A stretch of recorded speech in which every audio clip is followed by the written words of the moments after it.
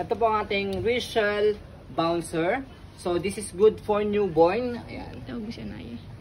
So, up to 2 to 3 years old. Ayan. Around 12 to 13 kilogram. Ayan.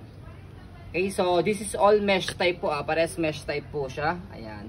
And, already washed and ready to use na po. Gagamitin nyo na lang po ito. Okay? So, magkaibang design lang siya pero pareha siya ng colorway pati ng pagkakamesh niya.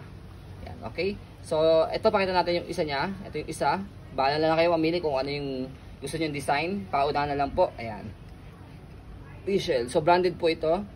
And then, yung kanyang harness. Ayan. Dito sa side. Okay?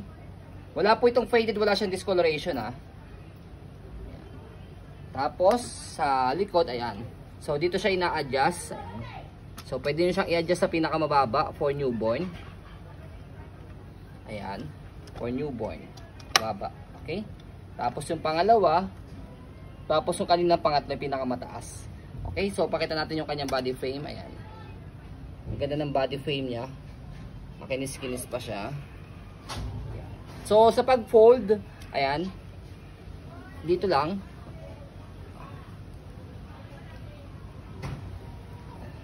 Wala na akong lakas,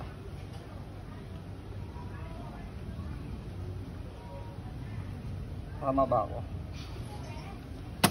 Ayan. Okay. Tapos, angat nyo lang siya. Ito, aangat nyo lang po ito. Ayan. Para itong bakal niya, mapupunta rito sa loob.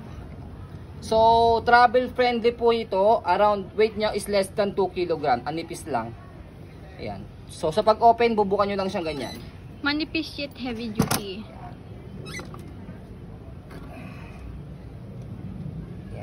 Okay. Next. So, pakita naman natin yung kabilang side ng design. So, meron pa siyang presa dito.